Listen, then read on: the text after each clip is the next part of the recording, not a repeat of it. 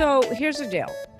You should always build your business as if you're going to sell it one day, because nothing lasts forever. We don't last forever, unfortunately. There's a cycle. There's a human cycle and a business cycle. Michelle Seiler Tucker, welcome to the ROI Online Podcast. Amazing, right?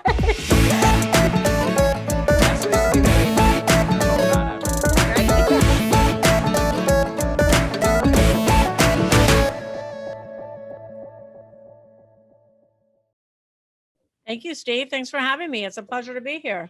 So I'm excited to have you. I don't know if you knew this, but I believe that entrepreneurs and business owners are like the invisible heroes of the American economy. You think about, most 98% of the businesses, I was blown away by this fact that 98% of the businesses in the US have 20 or less employees. And that means that the owner is like wearing all these different hats, and yet they risk their future, they risk their family's future. And what do? They bring us these products and services that improve our lives. And in aggregate, they employ almost half the workforce in the US. And these are very important people. And I love the name of your book. Your book is Exit Rich, the 6P method to sell your business for a huge profit. What your team is the leading authorities on buying, selling, fixing, and growing businesses. What in the world, Michelle, why did you plant your flag right in the middle of this big, ambitious area that makes such a big difference? Well, I planted my flag here because I've been in this industry for 20 years, selling over 1,000 businesses. And I'm an entrepreneur. I'm unlike most brokers or advisors, M&A advisors. I actually own businesses. I've actually been, I actually am an entrepreneur. I've been on the other side of the desk making all the tough decisions. And I still am on the other side of the desk making a lot of tough decisions because I own multiple companies. And I just realized, when I wrote my first book in 2013, which was Sell Your Business for What It's Worth, and I did the research and realized that 95% of all startups, 1 to 5 years, is that the most risk would go out of business, right? Mm-hmm. And then I wrote Exit Rich in 2019, 2020, and did the exact same research and found out that the business landscape has really flip-flopped. It's changed dramatically. So where it used to be that 95% of startups will go out of business, now it's only 30%. So those startups from those 1 to 5 years, only 30% will go out of business now. However, listen to this statistic. There's 30.2 million businesses in the United States, which employs over half the U.S. workforce. Mm-hmm. Like you said, 98% of them has less than 20 employees.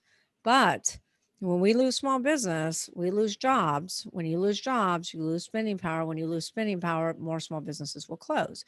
So back to the business flip-flop. 30% of startups will go out of business, which it used to be 95%.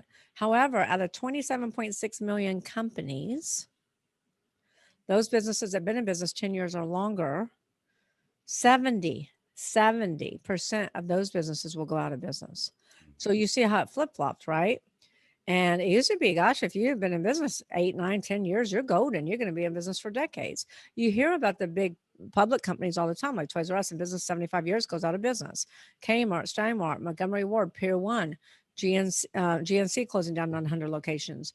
Godiva, our very favorite chocolate, is closing down 1,500 stores.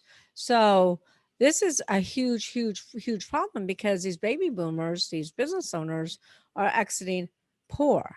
They're selling for pennies on the dollar. They're closing their business, or even worse, they're filing bankruptcy. And the media doesn't talk about that. The media only wants to talk about the public companies. They don't want to talk about all the private companies on every street corner in every town, in every state across our great nation. And like I said, these business owners are losing everything. So that's why I stuck my flag here. I'm so passionate about entrepreneurship. I feel like baby boomers, business owners, Generation X has poured their heart, their soul, their money, into their businesses, growing them for years and years and years. And they've made huge sacrifices along the way. I talked to a business owner who told me he hasn't taken a vacation in 9 years. Right. I talked to another business owner. He says, I've never been to my kids' plays or sporting events, etc. So it's really sad that this is how their legacy ends up, is in the ground, and that they lose everything and they can't really retire and enjoy the fruits of their labor. So Exactly. this is my mission. This is my passion. Exit Rich is not just about selling your business. Exit Rich is about building a sustainable, scalable asset. So when you're ready, you actually have something that's sellable. I mean, there's a reason that 80% of businesses don't sell. They don't sell because, number one, business owners never ever think about their exit until a catastrophic event occurs. Hmm. Internal or external. Internal is health issues, partner disputes, divorce, death. External is COVID. You're in it. And that's the worst time to sell your business because your business is going down. Best time to sell your business is when you're in your prime and your business is booming. So that's why we talk about the STGPS exit model in my book, Exit Rich. And then we work with clients to really build their foundation on what I call the 6 Ps. So they do have a sellable asset. Yeah. So here's the thing that really hit me is like you get into this mode starting a business and you're like, okay, I need to make it 3 years. I need to make it 5 years. And so you start to like, I think I made it, but I think there's this point where you go, wait a minute, I'm doing all this hard work. What am I going to have to show for all this hard work later on? And so it's like, can you think about it? That means I'm going to have to sell my business or I'm going to need someone to kind of take over after this. So there's some questions I want to ask you. And it's like, so how do you prepare to sell my business, right? Yeah. So this is how we do it. Number one, you really should plan your exit from the start. You Right. really should plan your exit strategy from day one of buying or starting a business. You don't wait until you're tired. You don't wait till you're burned out. You don't wait till you're diagnosed with cancer or something. And it's unfortunate because I had a sweet little old lady call me the other day, and she's like, "My husband just dropped dead of a heart attack, and I've been told there's a lot of debt. Can you sell his business?" And so I started asking her questions, and she knows nothing about his business, but he had a construction company, he had no employees, he had all subcontractors. All the data was in his head. So when he Mm, died, the business dies. So he does not have a sellable business. So business owners really should be thinking about not only themselves, not only their business, not only their employees, but their family and their families, and setting their families up for success, because this little lady who's probably in her 70s has no idea what to do. And now she might have to file bankruptcy because he didn't have an exit plan. yeah, Okay. that's So sobering. I tell my clients to follow the STGPS exit model. I'll take you through that real quick if you want to. Yes. So number one is when you want to drive somewhere, you pull out your phone, you go into Google Maps. Most of us use Google Maps, and you plug in what do you plug in? You plug in your GPS, You you plug put in your in a destination. destination. Destination. You know where you're driving to. If you don't plug in your destination, what's going to happen? You're just going to wander around. You're just going to wander around. You get And that's what lost. business owners are doing, unfortunately. Business owners don't plan to fail, they fail to plan. And business owners are wandering around, driving in circles, driving up and down the financial hills to end up nowhere, to end up broke, to end up exiting poor.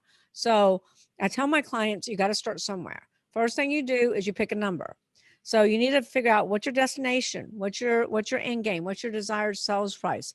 Pick a number. It doesn't matter what it is, just pick a number. So let's say you want to sell it for $20 million, right? There's a number. Then what does the GPS model need to know? Where you're starting from. Mm. What's your current location? And in other words, what's your current business worth, your current business valuation? Now, I don't know if you'd be surprised about this, but most business owners never, ever get a valuation on their business. Wow. But it's like, I talked to a business owner the other day, been in business 50 years, never had a business evaluation. We go to the doctor once a year to make sure our heart's still ticking and we're still kicking. We drive our car to the shop to make sure that we get a tune-up and checkup on our car. But we don't get an annual business valuation checkup. That's financial suicide. mm, We a lot of people spend more time, taking care of their car than they take care, making sure their business is in good health. So you need to know where you're starting from. So if you want to sell for 20 million, what you're worth today. Let's say you're worth $5 million today. Now, what do you need to know? You need to know time frame. Let's say you want to do it in 10 years. So now you have a start of a plan. $20 million or $5 million. I'm going to do this in 10 years. Okay. Then you need to know, well, who's my buyers going to be? Notice how I said buyers and not buyer. Mm. Sellers come to me all the time and say, Michelle, I just need you to represent me with this one buyer. And I'm like, big mistake. And they're like, why? And I said, because that buyer falls apart. In all likelihood, you got about a 98% chance that that buyer is not going to buy your business. A 2% chance that they will. Where are your backup buyers? They don't have any. So you never want to put all your eggs in one buyer's basket. Plus, if you want to get the highest possible price, you need competition. So you need more buyers looking at it, so they will bid against each other and pay you a higher price. So there are 5 types of buyers. Number 1 is turnaround specialists. 90% of buyers are turnaround specialists. I'm sorry, let me start that over. 90% of buyers are first-time buyers. First-time buyers. First-time buyers buy small companies. They buy coffee shops. They buy laundromats. They buy dry cleaners, restaurants, because they're leaving corporate America and they don't have a lot of money to invest. Mm-hmm. So second type of buyer is turnaround specialists. They're not going to buy your $20 million company because they buy distressed assets. Third type of buyer is private equity groups, and they buy based on platforms and add-ons. They will look at your business if you have over $2-3 million in EBITDA. EBITDA is earnings before interest, taxes, depreciation, amortization.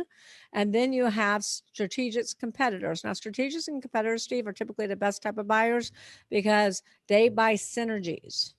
They're taking advantage of economy of scales. They're looking at what overhead they can cut so that they can increase EBITDA from day one of closing. So they'll pay a higher multiple than most other buyers. And then you have sophisticated buyers is a 5th type of buyer, serial entrepreneurs. They're industry agnostic. They chase EBITDA. So those are your 5 types of buyers. Now you need to know, well, what's my financial criteria have to be?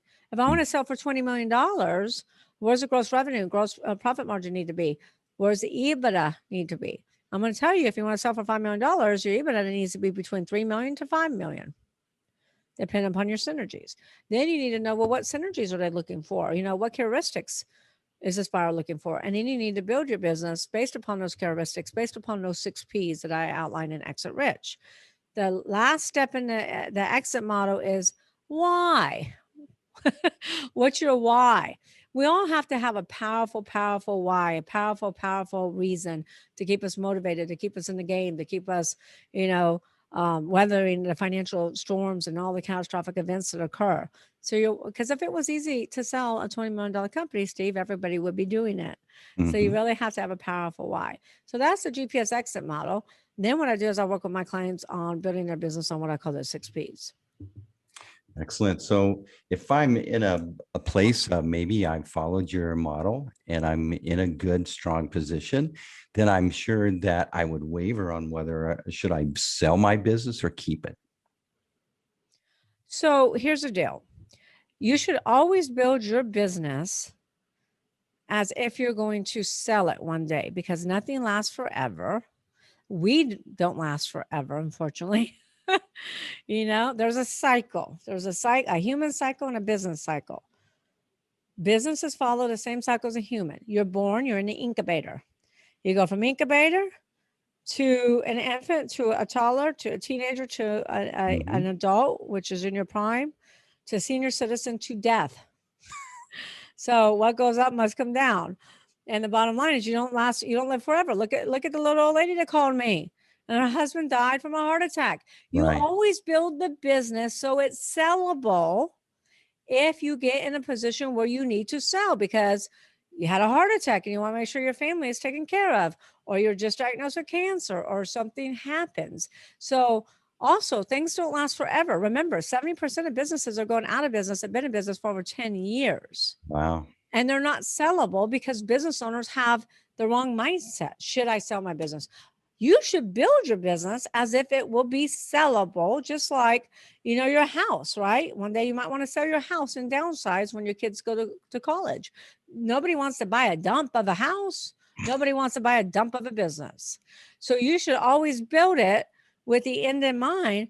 And if you can keep if you can keep it and you want to, that's fine. At least you have a sustainable business that's scalable, that's profitable, and you can stay in business, or maybe your children will take it over. But you always should build it to sell. Does that make sense? Absolutely. That's why 70% of business owners, that's why there's so many bankruptcies right now, because business owners are thinking the wrong way. I may never want to sell it. It doesn't matter if you never want to sell it. What matters is you build it to sell. So if you ever get in a position where you want to sell it one day, or you need to sell it one day, then you need to make sure it's sellable, because here's the deal. There's 5 ways to exit the company. One way is legacy, transferring your legacy. Guess what? Your kids don't want your business anymore. I'm sorry to break this to you, but it used to be that businesses were handed from generation to generation to generation. But now the kids don't want their parents' business. They want to go, create their own masterpiece. They don't want to walk in mommy and daddy's footprints. Or an ESOP, which is selling to employees. And that's a slippery slope. You have to be very careful about an ESOP. And less than 10% of business transactions are done from ESOPs. You could hire a manager to run the company, but then you're really still tied to it. So that's not really working. Or you can sell a percentage of it, or you can sell 100%. Those are the 5 ways to really exit. The other ways is to sell for pennies on the dollar, close your business, or file bankruptcy. So what's your choice? What would you prefer? Yeah. So can you sell a business that isn't profitable? Yes, if they have the right synergies. Facebook paid $19 billion for WhatsApp, and WhatsApp was hemorrhaging. But WhatsApp had a synergy that Facebook wanted. They had over 1 billion users, and Facebook knew that they could ROI and they could monetize on the sell on buying Facebook. So if you're losing money, you have to have some good synergies. SaaS businesses sell all the time, and they're not making a profit, but they have the synergies. They have the synergies that other buyers want. So you have to have the synergies. If you don't have the synergies, then no, it might be able to still sell, but it's not going to maximize value. So you're listening to Michelle Seiler Tucker on the ROI Online Podcast. You may be watching as well. Here's a teaser. We're going to have a special exclusive piece on our YouTube channel, and we're going to talk about that WhatsApp case, because there's a secret thing called databases that you're going to want to know about. So can I sell my business without a broker, Michelle? So if you need a heart surgery, are you going to cut your heart out? Are you going to cut your chest open, pull out your heart, and operate on yourself? No. So why would you try to sell your most valuable asset when you have 0 experience in selling businesses, 0 experience in how to do evaluations, 0 experience in how to find buyers, 0 experience in how to keep things confidential? And confidentiality is typically the number 1 priority to business owners. How are you going to market the business? How are you going to get multiple buyers? How are you going to create a bidding war? How are you going to identify those synergies? How are you going to be able to build economies of scale for the buyers so that they can decrease overhead and increase EBITDA? How are you going to get a 65% higher sales price on your business versus what it was appraised for all by yourself? So the answer is no. That's financial suicide.